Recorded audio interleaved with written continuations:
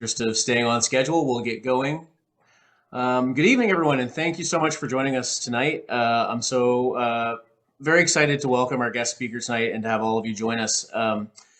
Before we begin, I would like to take a moment to acknowledge that we have people here in attendance from all over the Northeast region tonight, but no matter where you are residing this evening, the land on which we are gathering is the traditional unceded territory of the Indigenous people of Turtle Island.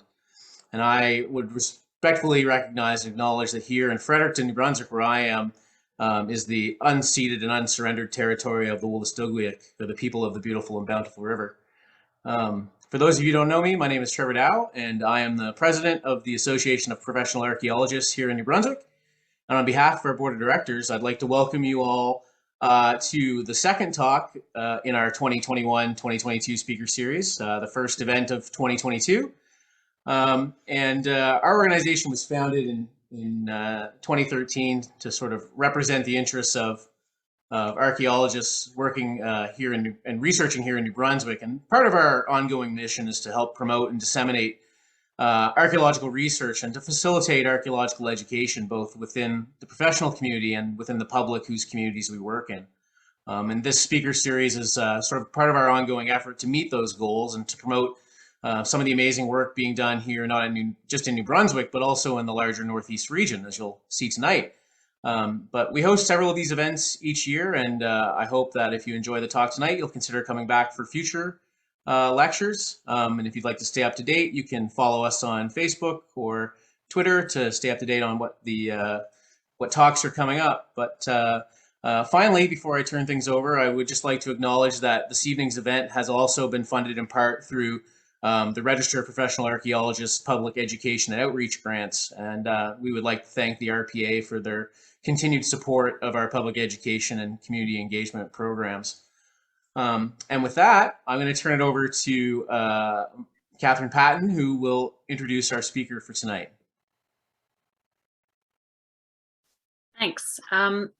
Marla Taylor is the Curator of Collections at the Robert S. Peabody Institute of Archaeology at Phillips Academy in Andover, Massachusetts.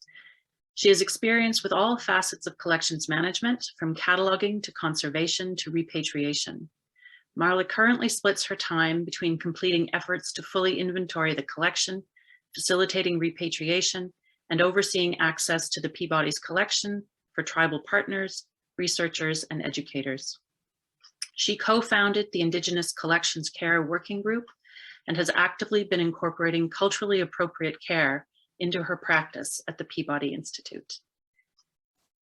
And so we're very happy to have Marla here today for her talk entitled Understanding NAGPRA, a case study of the Robert S. Peabody Institute of Archaeology and the Wabanaki Confederacy. Thank you, Catherine. Thank you, Trevor. I'm going to start by sharing my screen here with everybody.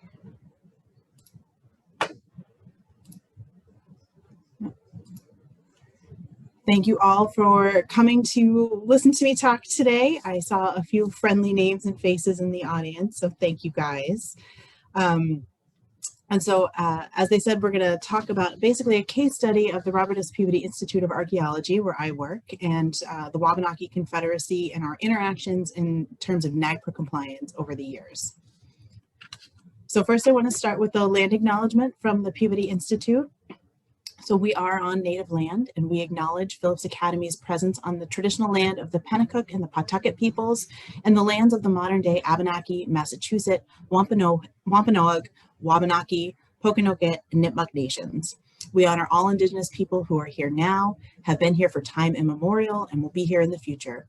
We recognize Indigenous peoples as the traditional stewards of this land, the enduring impact of Indigenous genocide, and the continued oppression of Native peoples, voices, cultures, and spiritualities.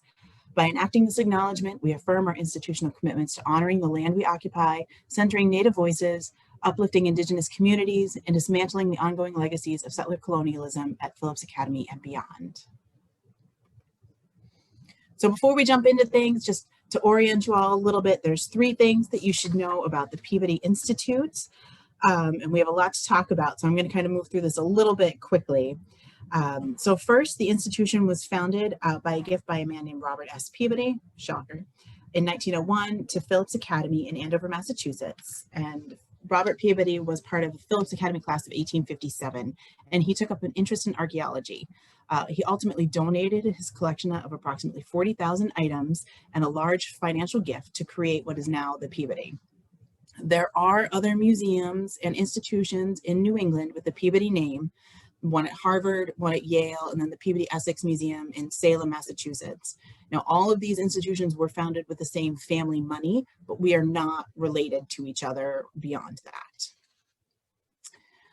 The Peabody Institute also just completed the first full physical inventory of the collection, and we came to a number of about just over 600,000 individual items represented physically in the building.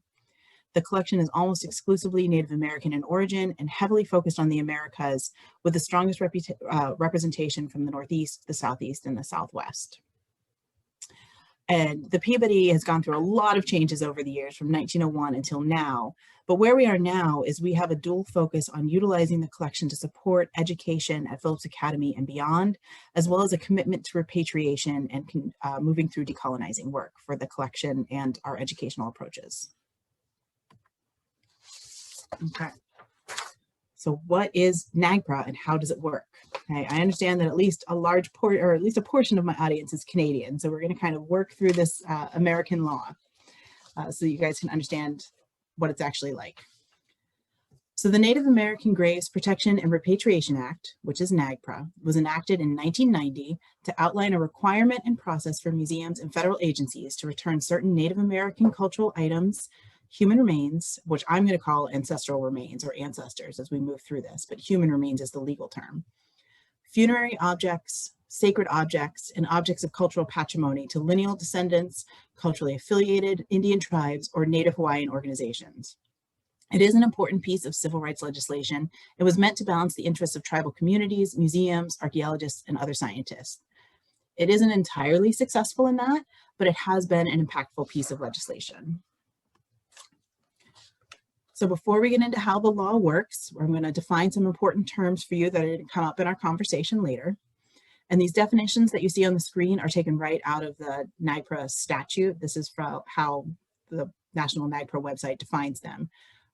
This is the Marla version of the definition.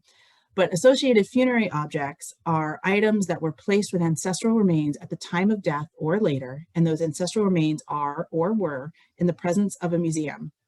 They can also be items that were made specifically for burial purposes, like an urn for a cremated ancestor. Unassociated funerary objects are items that are reasonably believed to have been placed with ancestral remains at the time of death or later, but those ancestral remains are not in the possession of a museum. Now, this could be because the remains were not removed during the excavation or because they weren't present for some other reason. And then one of the most important terms is cultural affiliation. And that's a relationship of shared group identity that can be reasonably traced between a present-day tribal group and an identifiable earlier group. This concept is kind of the core of NAGPRA. It's the idea that cultural continuity can be recognized between modern tribal groups and their ancestors. So we'll walk through the process of how the law actually works. So NAGPRA is both simple and complex at the same time. So basically you follow the steps that I'm going to outline, and then you should end in a repatriation back to a tribe. So first, museums are tasked with creating item level summaries and inventories of what is present in their collections. And this is supposed to be done in consultation with tribes right from the beginning. These documents are then submitted to National NAGPRA, which is the federal department that oversees compliance with the law, and then shared with federally recognized tribes. And that's kind of, the information sits in a database that can be accessed and reviewed by these tribes. Tribes can then make a claim for ancestors or items by reaching out to the museum with physical possession. And then the next step is consultation between the tribes and the museum to determine that concept of cultural affiliation. Cultural affiliation, again, the idea that cultural continuity can be recognized between the contemporary tribal communities and their ancestors, can be determined using one or more of the lines of evidence that you can see here on the slide. Under the law, under NAGPRA, all lines of evidence have equal weight. So you are supposed to give oral history and linguistic evidence just as much weight as archaeological or anthropological evidence is. And all that's required to find affiliation is a, quote, preponderance of the evidence. And now the word preponderance, that's the lowest legal threshold of proof. So all that's needed is a simple majority. 51% of the evidence kind of needs to encourage you to find cultural affiliation, or needs to prove that cultural continuity. And that evidence only needs to come from one of these lines of evidence. You don't need to tick the box for every single one that's here. You just need to find a preponderance of evidence for one of these categories. So if affiliation is determined, the next step is for the museum to write a notice of inventory completion or a notice of intent to repatriate to submit to National NAGPRA for ultimate publication in the Federal Register. There are two types of documents because one, the notice of inventory completion is kind of for ancestral remains and those associated funerary objects. Remember those objects that were or with that person that exists in a museum collection. While the other document, the notice of intent to repatriate, is for unassociated funerary objects and sacred items. If affiliation is not determined, the ancestral remains and those associated funerary items are reported to National NAGPRA as culturally unidentifiable, or CUI. If the ancestors and funerary items are considered CUI, the museum sort of presses pause on the NAGPRA process and continues to retain physical and legal control. Regulations were passed in 2010 to provide a path for disposition of those ancestors and associated items to tribes, but that process denies the recognition of cultural continuity. It does not require that cultural affiliation, and we're going to talk a little bit more about that later when we talk about the story. So after a notice of inventory completion or a notice of intent to repatriate is published, there is then a 30-day waiting period to allow any other tribal group to contest the affiliation decision. After that, the ancestors or items can be physically repatriated. So I found this little flow chart from the National Park Service that kind of tells you how to do NAGPRA, and they just make it look so simple, right? All those arrows just go one direction and everything just kind of keeps moving down. That's not really how it works. And while I do think that NAGPRA overall is fairly successful at achieving its goals, there are definitely some flaws and obstacles in the law for compliance, not just in the law, but just obstacles to compliance. So much of the publicity about NAGPRA, excuse me, has focused on specific ethnographic items like a single pipe or a wampum belt or a particular piece like that, rather than the enormous archaeological collections that make up the majority of the material that's probably subject to the law. When dealing with old archaeological collections, the first and primary obstacle is the poor record keeping of most field notes. So early 20th century excavators were not great at record keeping by today's standards. I bet several of you have experienced that. So for example, there are materials at the Peabody Institute from sites like 5 miles north of Phoenix or east of Judge Truly's farm. And it's really hard to figure out where that is, or if, you know, Judge Truly spelled 3 different ways. Is that all the same farm, or were there really 3 different families with similar sounding names, you know? Any list of materials or any list of materials excavated, or maps are often incomplete and lacking provenience information or associations. And it can be a real challenge to figure out what items are associated with the ancestors and what items are associated with each other. And many museums also do not actually have full physical inventories of their collections, particularly when it comes to archaeological collections. This is sort of a known secret in the museum world, you know, that we don't always know everything that's present in the collection. The Peabody just completed our first physical inventory, like I was saying, and institutional history. And without something like that, it can be incredibly challenging, if not impossible, to understand what in the collection should be discussed during these consultation conversations, or might even be subject to repatriation. And that's one reason things are kind of never done, because you keep finding as you continue to do more work in the collection. And, you know, museums themselves can have poor records of how materials were entered into the collection, as well as their provenance. Again, at the Peabody Institute, for example, we definitely also have less than ideal record keeping of past NAGPRA work as well. So for example, there are copies of letters in the files. You can see some of our archives here in the picture. Copies of letters saying to tribes saying, we would like to consult with you about the items on the attached list. And then there is no attached list. And it's so hard to know what the conversations were about before, or if something had been determined to be culturally unidentifiable. I have to kind of go back through all the documents to piece through why I think they came to that decision so that I can understand it moving forward. And compliance with the law can just be complex as well. So a real complicating factor to NAGPRA compliance is the prevalence of split and shared collections. So a split collection would be material that's taken from the same site at the same time and then split or divided amongst 2 or more institutions, whereas a shared collection comes from the same site but at different times, like different expeditions that will happen over the history. So that means that it's possible that one institution could hold the ancestral remains taken from an excavation, but another, or more than one, could hold the associated funerary items that belong with those people. And that can be incredibly challenging and complex to untangle for the tribes as well as for the museum professionals. Another complexity I've noticed in trying to work through NAGPRA is that the Tribal Historic Preservation Offices, the TIPOs, they have their own priorities and limitations, you know. There are tribes that I've worked with who only have 1 or 2 people who are responsible for cultural management, repatriation, archaeological compliance work for the tribe, and anything else that they need for their community. It's a lot to juggle, and their priorities are not always my priorities. And if they're focused on other projects that are more pressing for the tribe, even if that's repatriation work with another institution, you know, we all need to kind of figure out and work at each other's pace. But in my opinion, the biggest flaw in the NAGPRA law is that museums retain decision-making power over cultural affiliation.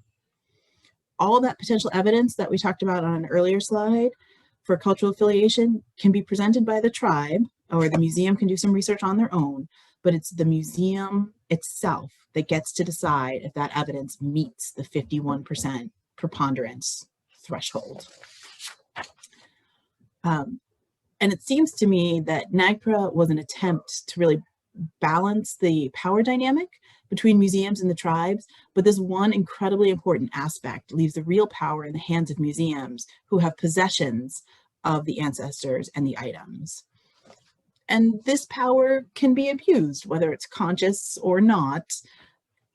It's still that kind of imbalance. I threw this in here just to give you a quick idea of kind of like the scope that we're talking about. This is a snapshot, and I'll give you guys the link later. This is a snapshot of a Tableau page that National NAGPRA program created. So you can see how many ancestors are reported to National NAGPRA as of the close of the fiscal year in 2021, which was September 30th. So you can see just over 200,000. And of that, over 110,000 are in the culturally unidentifiable bucket. This is 30 years after NAGPRA has been passed. We still have more than half in the culturally unidentifiable bucket. It's a great website. I think you guys should all explore this when you have time, and I'll give you the link. So I wanted to zoom in on Maine here so you can see. Maine does not have a relatively large number of ancestors that have yet to be repatriated. You can see that overall 302 number off to the side. And our little pie chart shows us that there's approximately 13.25% that are culturally unidentifiable, and the rest have been affiliated in some way, whether it's complete or it's in process. I just want to point out, I almost put the 2020 year because it's drastically different, where there was 54% culturally unidentifiable, and now we're at 13.25, but we'll talk about why that happened. So this is the stances, that's the most modern, or the most up-to-date version. Okay, so that's kind of our basic background on NAGPRA, the law itself. And so now I'm going to talk to you about the history of the Peabody Institute and the Wabanaki Confederacy and our interactions over NAGPRA compliance. And just because I wasn't totally sure where our audience was coming from, I wanted to take a moment first to outline the parties involved in these conversations. So the Wabanaki Confederacy is composed of 7 northeastern Algonquian language speaking tribes, the Aroostook Band of Micmacs, the Houston Band of Maliseets, the Passamaquoddy at Indian Township, the Passamaquoddy at Pleasant Point, and the Penobscot Nation. Basically, they work together to repatriate ancestors and funerary belongings from the state of Maine. Okay, so these are the institutions we're going to be talking about. In the 1990s, the 4 institutions who curated major collections from Maine decided to work together as they moved through the consultation process. So in the past, there had often been some trading or transferring of collections between these organizations, and many of the collections were split or shared between these institutions, right? That split or shared definition is definitely going to be relevant as we move forward. And they thought that working together was an attempt to streamline the consultations for both the Wabanaki and the museums, as well as to pool grant funds and resources to try to move through the process. So these institutions are the Robert S. Peabody Institute of Archaeology that I currently work for, the Peabody Museum of Archaeology and Ethnology at Harvard University, the Maine State Museum, and then the Abbey Museum in Bar Harbor. Okay. Oh no, did it not? There it is. So I struggled with a way to try to tell this story, but this is the best that I came up with, is we're going to kind of move through a timeline of events. And the first is the excavation of a site called Nevin Shell Heap. And it was excavated by Douglas Byers, who was the director of the Peabody Foundation, which is now the Peabody Institute, from 1936 to 1940. And the site is located in Blue Hill, Maine, which is within Hancock County. So you can see a rough idea of where we're talking about. In archaeological terminology, Nevin is a multi-component burial and habitation site with multiple occupations. And a shell heap, if you're not familiar with that, is a human-generated accumulation, of shell resulting from shellfish harvesting, but it can potentially include complex layers of habitation, food refuse, redeposited shell, and as in the case of the Nevin Shell Heap, human burials as well. Soft-shell clam, oyster, and quahog shells comprise the deposited Nevin, and this shell-rich context created an environment of exceptional preservation. Now, the dates associated with Nevin came from radiocarbon dating of that bone and shell that had been preserved in the shell heap itself. And there are a couple periods of gaps in the occupation of the site around the transition during the late Archaic period. And according to the records that I have access to, there are approximately 45 ancestors that were removed from the shell heap. And along with them were over 1,000 associated funerary items and over 3,500 additional items removed during the excavation. And of those additional items, through consultation in the future, I would expect a large proportion to be considered unassociated funerary belongings. Oh, I don't know why it's doing that. Anyway, so back to our timeline here. After Byers excavated Nevin Shell Heap, he conducted internal research on the items from the site. Pretty immediately, the ancestral remains were loaned to the Peabody Museum at Harvard, but the other artifacts and items remained, at the Peabody Institute. But for a variety of reasons, Byers didn't publish his work, and the first publication to examine the site was actually released after his death and came out in 1974. Shortly before NAGPRA was passed in 1990, staff at the Peabody Institute decided to formally transfer the ancestral remains that were kind of on loan from the Nevin Shell Heap to the Peabody Museum in Harvard. So now on the surface that may seem a little strange, but our two institutions, while separate again, have an intertwined history when it comes to split collections. Dating back to the earliest collecting activities at the Peabody by a man named Warren Moorhead in the early 1900s, there was a lack of professional interest in studying and acquiring ancestral remains. Moorhead was much more interested in stone tools or what he called prehistoric relics. So many of the ancestors acquired by Moorhead's work and the work at the Peabody Institute were given to Ernst Houghton for his studies at Harvard. And the attitude seemed to sort of be like, well, you already have an interest in this, you already have a lot of people, you want to get more, why don't we give you the people and we'll keep the cool stuff. And in this case that we're talking about here, the institutions were aware that NAGPRA was coming, and they were trying to formalize what was a previously informal agreement and transfer from the past before a legal process began. Okay? And then, of course, NAGPRA was passed in 1990. So as the Peabody Institute began consultations related to the ancestors and funerary items in Maine, staff collaborated with those other institutions, the Peabody at Harvard, the Abbey Museum, and the Maine State Museum. Together, these organizations chose to consult on all collections from Maine simultaneously, instead of on a site-by-site basis, as they had done in other regions. And while it seemed logical at the time, it was a pretty unwieldy approach and prevented the discussions between the museums and the tribes from kind of focusing on any types of specifics or building trust. Each museum also had internal differences in policy and priority, as well as the size and nature of their collections, and even different interpretations of the statutes.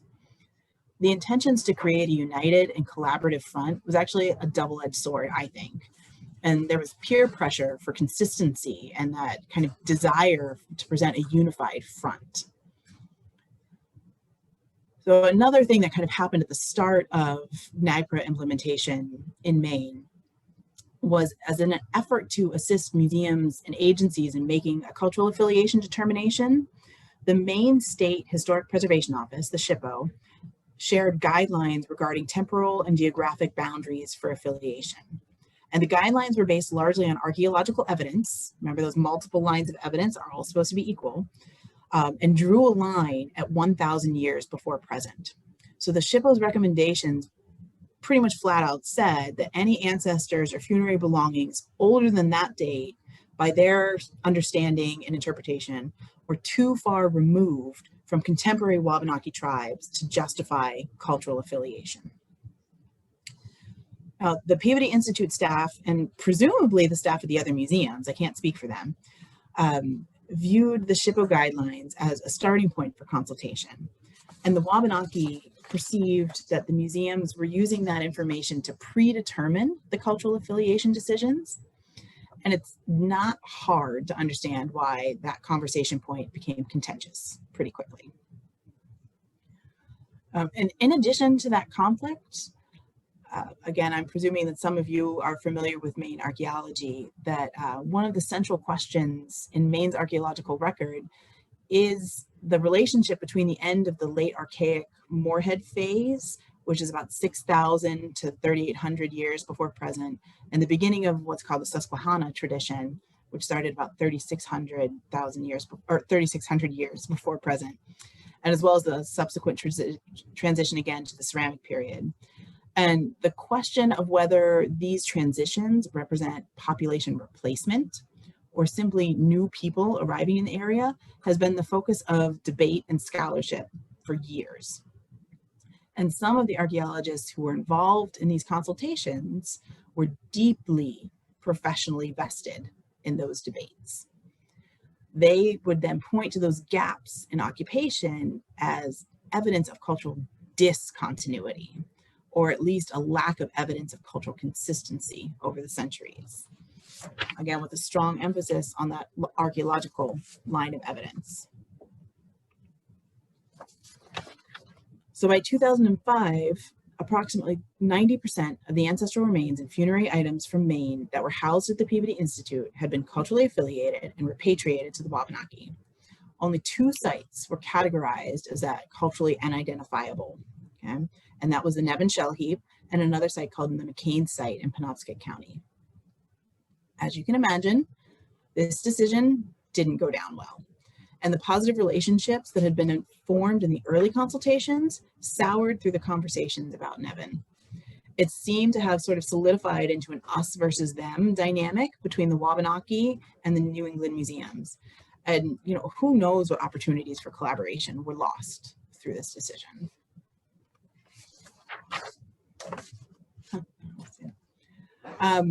When I started at the Peabody Institute in 2008, I'm that little orange dot right there. I didn't put a label on me, but that's me. this had all already happened and all had already been decided. So I walked in and kind of understood that Nevin was a site that had burials, but my understanding of NAGPRA at the time was relatively limited. And I just trusted that my supervisors had done what was appropriate under the law.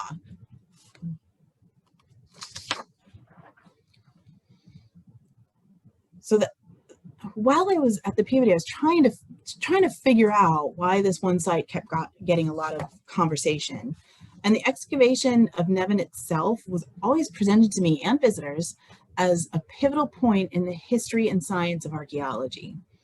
The items that were taken, were discussed with this sort of strange, in my opinion, reverence and considered unique and special within the world of archaeology. And there was open discussion about what a disservice it would be to science and to archaeology to repatriate them back to the Wabanaki because they would just be reburied. All of that rang strange to me right from the get-go, but I was new and I thought maybe I just didn't understand. I had never heard of the excavations at Nevin in any of my archaeology classes, nor in any casual reading within the profession, the way I had with a number of other sites represented at the Peabody Institute. I tried reading Byers' publication to try to figure out what I was missing. Couldn't understand it. And I just genuinely didn't understand how an item an item typology could be so special that it was a disservice to science to return it. That's not part of NAGPRA.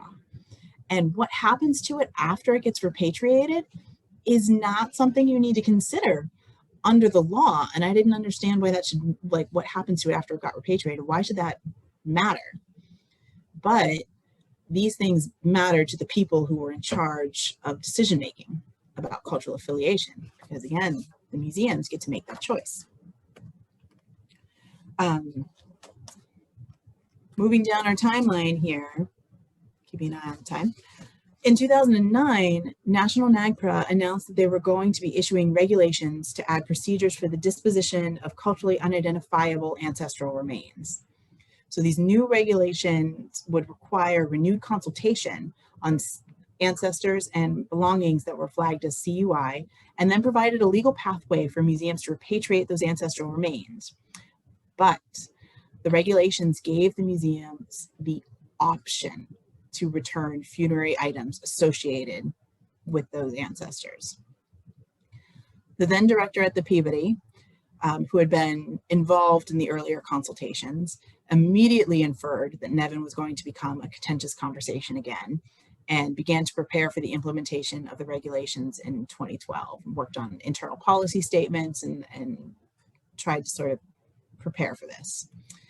And she was right to prepare, because in 2011, the Wabanaki Confederacy sent a claim letter to the Peabody that included a thorough cultural affiliation study conducted by Bonnie Newsom, who is then the Tribal Historic Preservation Officer for the Penobscot, and she's now a professor at the University of Maine. The letter asked that no further consultation be conducted and that the cultural affiliation be recognized and the ancestral remains and funerary objects from Nevin be returned.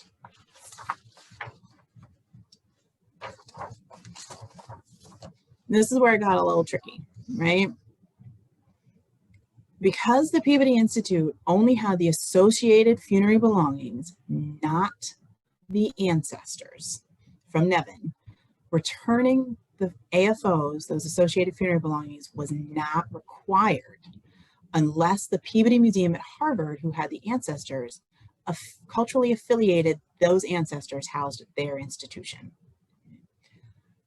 And the letter from the Wabanaki was the impetus for another meeting between those four institutions in 2011.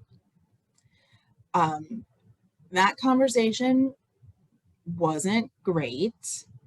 It was pretty clear that most of the institutions involved had every intention of continuing to deny cultural affiliation for Nevin, and then would exercise that option within the new regulations to retain the associated funerary items for any ancestor that was subject to disposition. I do, however, want to note, I don't know if there's anybody from the institution on here, but I want to note that the representative in that conversation from the Abbey Museum tried to call out everybody else, and they weren't really listened to, but she tried.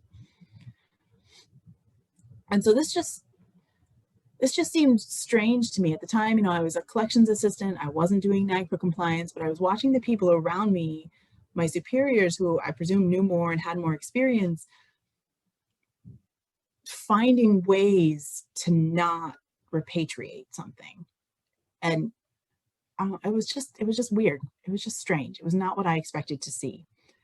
And this is where things stood until the Peabody's previous director retired and the current director, Ryan Wheeler, joined the staff. And this single change in leadership had a cascading effect.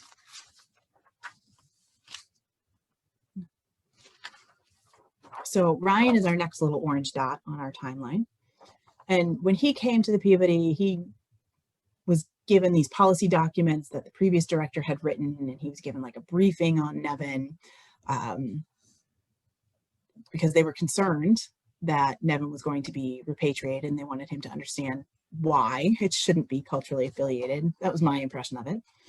And Ryan spent a lot of time in its early years at the Peabody researching Nevin, interviewing archaeologists and other experts, as well as speaking directly to the Wabanaki, which was the first time somebody from our institution had done that in like 15 years, basically.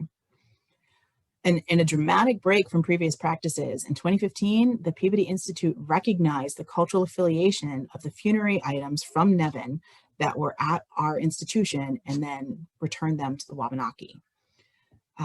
And this decision definitely had some fallout. First, the fallout was positive with the Wabanaki.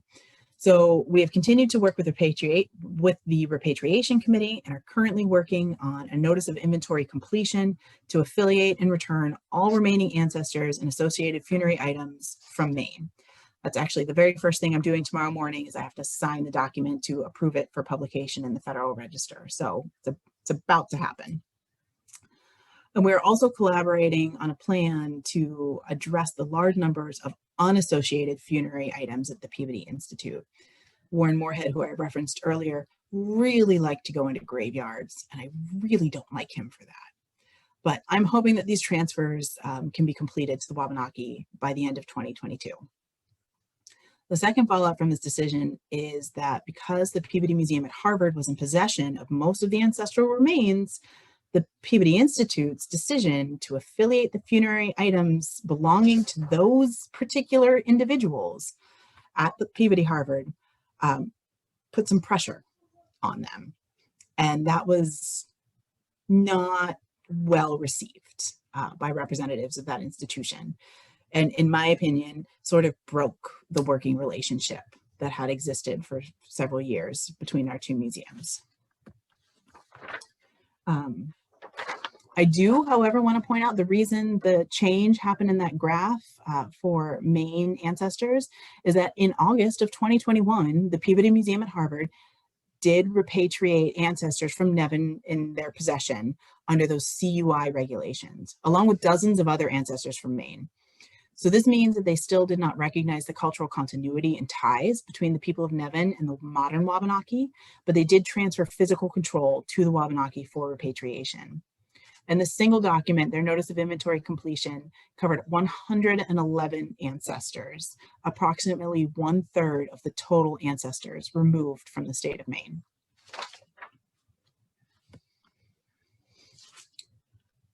So why do we talk about all of this? So from my perspective, the point of sharing the story is to lay out the reality of NAGPRA and repatriation work. Those legal steps that I outlined in the beginning have some flaws and obstacles, but I really think it comes down to the intentions of the individuals doing the work. I do think that past representatives of the Peabody Institute were acting with good intentions, but the decision makers put too much emphasis on archaeology and not enough emphasis on other potential lines of evidence. And for whatever reason, they seem to create a mental block at the idea of repatriating the material from Nevin. And that opposition remained in place for nearly 20 years before fresh perspective was brought to the issue. So in many ways, NAGPRA work to me is really about prioritizing the humanity of the ancestors who currently reside in museums, and then connecting that humanity to the people who are across the table from you during consultation, and also with yourself. I see part of my job as an attempt to correct some of the wrongs from the past and to treat people, contemporaries and ancestors, as they deserve to be treated. And that's how the Peabody Institute moves forward with our NAGPRA compliance from this point. So now I'm sure there are tons of questions I would be happy to answer. Thank you so much, Marla. That was a superb case study, and I think really nicely highlighted what's been going on in the Northeast for the last little while. I'm going to open the floor up to questions now. If anyone has any questions for Marla, you can feel free to unmute yourself or use the raise hand function and ask your question. Something in the chat. Gabe says, great talk. Thank you so much, Marla. Thank you, Gabe.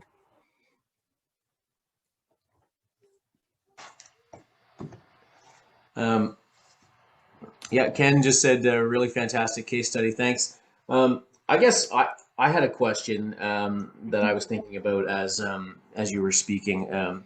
You talked about the issues around power balance when it comes to who has the decision-making power in these situations. And I think it's of no surprise to anyone. It's always sort of been, the power has always sort of rested on the side of government or government entities or third party entities like that. But what do you see as a viable sort of path forward or solution to help sort of break those decades of inequality when it comes to that? Is there a path forward without amending NAGPRA, or are there steps that need to be taken with the legislation itself to improve that dynamic? That's a great question. I'm sure there are probably steps that could be taken in the legislation. There are new versions of the regulations that are under review right now that are going to be released. I don't remember when. There are other people who are here who could speak a little bit better to that. But so those new versions of the regulations do require a little bit more consultation. They require a little bit more engagement with the tribes. And so I think that's a step in the right direction. I also think a step in the right direction is staff change over time. People in the museum profession, when you get a good job, you tend to stay there, and you tend to stay there for a long time. I mean, I never thought I'd be at the Peabody Institute since 2008 until now, but it's worked out, and other people have similar situations, and you kind of stay somewhere for a long time. And if you are the decision maker, it can be challenging to reflect on those decisions. And, it's hard to admit a mistake, and it's hard to, eat a slice of humble pie and move forward. So I do think just kind of transition over time. People who are coming up in the archaeology field or in the museum profession are curious about this, and they want to learn about this. I mean, we did land acknowledgements that never would have happened before.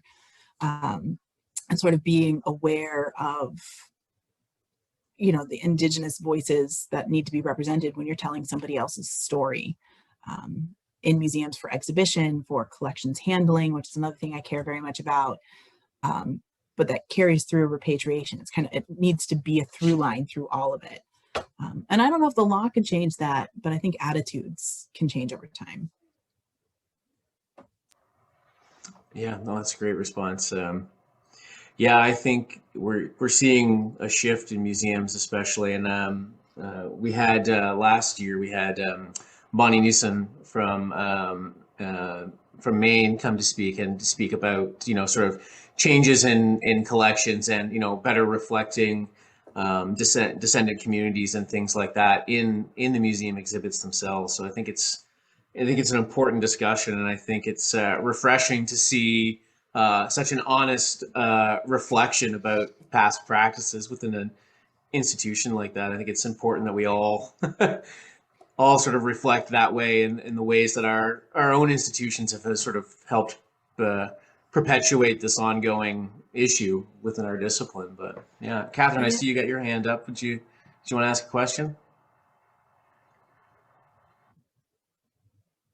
Marla, do you want to respond? You sounded like you were about to say something there. Oh, no, I was just going to say that one thing I've learned through doing this work is I've made mistakes. I've definitely made mistakes, and I have had people hold me accountable for those mistakes. And I think that the best way to learn from that is to just be like, yes, you're right. I screwed up. You're right. I made a mistake. But it's not something that everybody can do, you know, and then you have to move forward and actually make substantive changes from that mistake. And yeah, I think that's how people can learn from NAGPRA, is to honestly admit the mistakes and try to move forward. Yeah, exactly. Jenny, I see you have your hand up. Please go ahead. Hi, thank you for the talk. Hi, Marla. Hi. I have a two-part question. My first question is, at the Peabody with over 600,000 objects, when you see something that you just don't know what it is and you suspect it may relate to NAGPRA, but you don't know how to track it down, what steps do you take to make this public, to try and make some contacts and to find somebody on the other end? And my second question is that if someone goes into an institution and sees something that they suspect might be NAGPRA affiliated, what steps do they take? Who do they notify? How does a general concerned member of the public take those concerns somewhere? Thank you. So first answer would be, if I find something or if my staff finds something that's potentially questionable, we go ahead and flag it in our internal database. And once it gets that flag in the internal database, it immediately sort of cuts that item out of use for educational purposes. I don't pull it on tours. I take it offline if it was already online, and we kind of like cut the cord, if you will. And as time allows, we'll follow up with that with tribes and ask that question. It's very important from our institutional perspective to acknowledge that we are not the knowledge keepers of what is sacred, what is funerary, and what needs to be treated and cared for in a particular way. I just don't know that. I have to ask people. So we sort of take the step of like, stop and then go ask the question as soon as we're able to. And if a member of the general public sees something that they're concerned about, for me, if you see something on the Peabody website that you think should not be on there, send me an email. We'll figure it out and we'll take it down. Otherwise, you know, people could reach out to, you know, a curator or a collections member at a museum. You're going to get mixed reactions. It's hard to tell what would happen if somebody did that. But in that case, you reach out directly to the institution. Mm-hmm. And is there a second line of recourse in that instance? Well, I mean, if you think you know what tribe you should be talking to, you should reach out to them and say, hey, I saw this thing at this place and it didn't sit well with me. Are you aware that it's there? And in either of those cases, if you don't know what tribe, like for instance, in the Peabody collection, if you, Marla, don't know who to reach out to, then what do you do other than sit on your hands and perspire? You're killing me, Jenny. I guess the logical steps that I would take, I mean, there's always somebody to talk to. There's always somebody to talk to. I don't like the idea that like, oh, we don't know who to talk to. We don't know who to ask, so we can't culturally affiliate. There's always somebody to talk to. Talk to the people in the larger region. They point to each other as needed. Like, they know their cultures. They know the cultures around them. Communication, open, honest, transparent communication. Awesome. Thanks, Jenny. Catherine, I'm sorry. I feel like I might have cut you off. I don't think you got to ask your question, did you? Oh, that's okay. Maybe I'll just ask it quickly now. Yes, please. Okay, Marla, I really enjoyed your talk, and I must admit, I probably do have lots of questions about it, but there's so much kind of percolating in there right now. I'm not really sure I can entirely form a question that pertains to the NAGPRA itself, although it was really great I really appreciated getting the sense of how it's supposed to work, and then the realities of, in the end, it's still kind of about who holds the decision-making power, right? And anyway, that's something that I thought was really interesting to see. So I just had a question, I guess, about some of the other work that you do at the museum. And you mentioned that you are interested in sort of changing the way the museum does exhibition. I hope I got this right. Exhibitions and education. And you talked about, thinking about how to decolonize those things. And I just wondered if you could speak a little bit to that. One of the things I'm curious to know is, for example, how is the narrative or the history of Indigenous peoples put together at your museum? Like, is it still largely an archaeological narrative, or are there groups of people who work together, both community representatives or Indigenous scholars, as well as perhaps Indigenous or non-Indigenous archaeologists working together, or how does that unfold, I guess?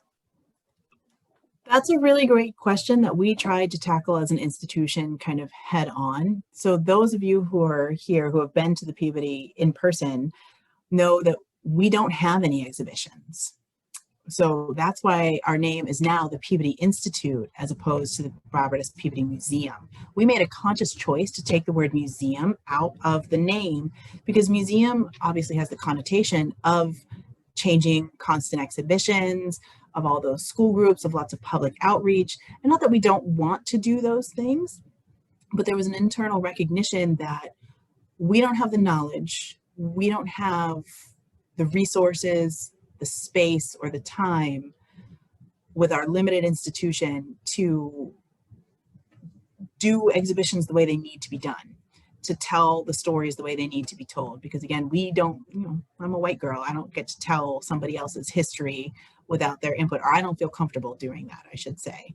And as an institution, we decided that was not our role. Our role was going to be utilizing the items to supplement education and providing access to research, as well as working with our tribal partners to do facilitate research that they want as well. So, we just don't engage with that instead of trying to do it in a way that we felt was poorly representing. Okay, well, thank you. I probably should have checked that before I asked that question. So maybe could you just speak a little bit to the education side of things then? Like, how does that work, I guess? Sure. So the short version is we're part of a high school, right? Phillips Academy is a private boarding high school in Massachusetts. And so the Peabody Institute was founded originally as a department for the school. So now we are what we are, and there's all sorts of institutional history reasons why. But what we do is we're sort of like the on-campus field trip destination. And so classes can come over and they're going to learn about things that they would already be learning about, but we're going to teach it to them through the lens of archaeology or through the lens of Indigenous culture. So for example, if they're talking about, just westward expansion and manifest destiny, they're going to come over to the Peabody and they're going to see a tomahawk that's picked up off the battlefield of Little Bighorn. Or they're going to see tangible pieces of history in front of them. Or if they're in an art class and they're talking about different styles of art, they're going to come over and look at demonstrations of that art on the basketry and on the pottery or in the textiles that we have. And so we utilize the collection heavily that way for education. And our curator of education is working on, I guess the best way to describe it is kind of like a repository website of all the different resources out there on how to teach Indigenous history. And there's a lot of kind of social justice bent to a lot of what we do. Because in my opinion, decolonizing work is anti-racist work. And Phillips Academy is in support of anti-racist work. And so those two things are the same. And so we can work through that lens and teach and provide access through those lenses. Okay, thanks. Thanks, Catherine. Great question. We have two more people with their hands up. Michael, I saw your hand go up first. If you'd like to ask your question for Marla, please go ahead. Sure. First of all, thank you for a wonderful talk. I've invited my students to join us, and we've had a couple actually take us up on that, which is great. You spoke greatly about, first of all, thank you for mentioning the social justice and anti-racist work, which is so important. Given the power imbalance in the law between institutions, indigenous nations. Can institutions under the law transfer power of determining cultural affiliation to indigenous nations through a means such as a memorandum of understanding or memorandum of agreement? Basically, can institutions go beyond NAGPRA to allow descendant communities for themselves to determine what is culturally affiliated and what is not, what is subject to NAGPRA and what is not? That's a really good question. And my first instinct is to say, you don't actually have to go beyond NAGPRA. Well, you don't have to, but you can. But to have the tribes have more say in cultural affiliation, all you have to do is use your ears, right? Yeah. Listen to what they say in consultation. And if they're telling you that you're affiliated, there are some people in this group who have more experience than I do, but my experience has shown like they're not lying to you. You know, you're like, you don't need to do anything extra other than use your ears and listen to what people are telling you. They're not making this up. If they're telling you that they're affiliated and here's the evidence that they're presenting, they're making a point, right? Mm-hmm. You can go beyond NAGPRA in different aspects of museum management and collections management. And so one thing we started doing at the Peabody Institute is we've developed a memorandum of understanding with the White Earth Nation of Chippewa Indians, Minnesota Chippewa. And so basically what that memo says, the MOU says that if any person offers our institution something that is from Minnesota or Chippewa or Ojibwe or White Earth specifically, the very first thing we're going to do is tell the donor, you really need to go talk to the tribe. And if for whatever reason the donor doesn't want to do that, we will notify them and then collaborate with them to potentially take possession of that item or whatever it is, and then sort of write into the deed of gift that the White Earth Nation are the people who can approve image use. The White Earth Nation are the people who can approve use in classes. They are the people who can approve use in exhibition, not me, not the institution, them. And I'd like to be able to do that with more groups. It just takes time, you know? So I think that's one way that you can go beyond to sort of get that cultural affiliation really solidified. Now, in terms of the idea of the memorandum of understanding, one of the other things that you sort of emphasized is that how change in leadership can alter things, either positive or the negative. I guess just to clarify my question for a little bit, might a memorandum of understanding work as an institutional agreement in the case of change of leadership? So for example, what if there is a change of leadership that is like the earlier leadership in the at the Peabody, very much against a broader interpretation of repatriation? An agreement might bind that. I guess I was just wondering if that might be a possible vehicle for that. I think it is, and we have started to build that into our policy documents, saying that you can't just change this, you have to go through layers to change this, in the hopes that that will be a barrier to people doing this. And we have a couple of people here on the call who are members of the Peabody Institute's advisory committee. And so they're clearly aware of what we're doing. They give their support to us so that we can put that into the documents, that you have to go to the advisory committee if you want to change these sorts of things. Thank you. Thank you, Michael. Great questions. Kyle, yes, I see you get your hand up. Please go ahead. First of all, thank you for this talk. It was excellent. I really enjoyed it. In regard to the consultations, having through the research you've done for this presentation and through your own experience, there are times the consultations have gone horribly wrong and times they have gone great. Mm-hmm. Is there any specific advice you could give on how to make them positive and have them go smoothly as best as one could? I don't want my advice to be flippant. I feel like the advice is to be clear in your intentionality The purpose of NAGPRA is to facilitate repatriation. That is the purpose of the law. So when Ryan, the director, and I go into consultations, we sort of set it up with, we are here today to start talking about how to facilitate repatriation. Like, that is our end goal. We're not here to start asking for a bunch of evidence for cultural affiliation. We're not here to start nitpicking with you on which items I'm going to call an AFO, which ones I'm going to call a UFO. We're here to have a conversation to facilitate repatriation. Being willing to listen, being willing to be open is really important. And again, being willing to acknowledge mistakes and eat a giant piece of humble pie. It was painful, it was awkward, it was terrible, but I have learned so much through those experiences on how to treat people and think of the people who are sitting on the other side of the table from me, or the other side of the computer, as it may be. Thank you. That's really helpful. Thanks, Kyle. We did have a comment in the chat that I read out from Ave Dirsch. Thank you, Ave.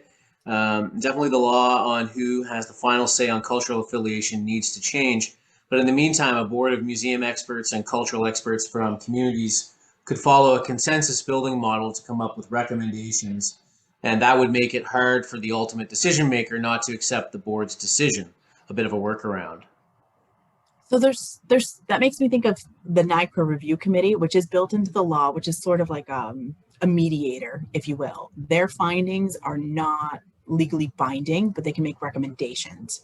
So for example, in November, there was a review committee meeting addressing claims of cultural affiliation of, I feel like it was 7 or 8 tribes in the southeastern United States with a site called Moundville in Alabama. I don't know how many of you are familiar with Moundville, probably have heard of it.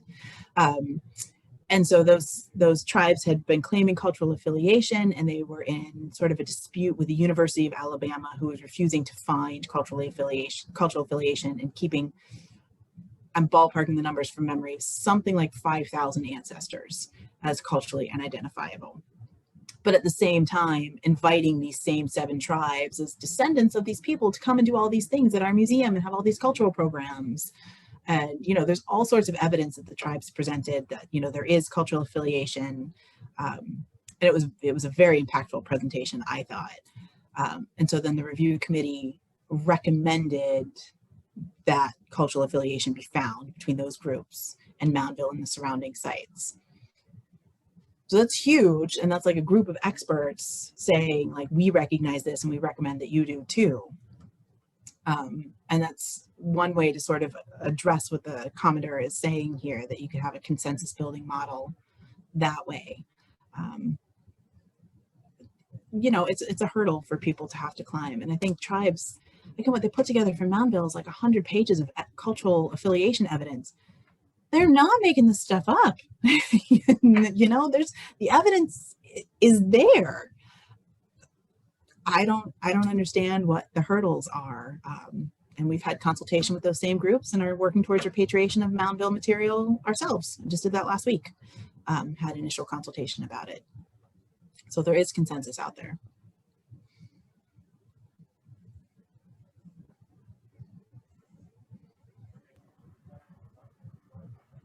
Excellent, thank you. Were there any other questions from anyone in the audience?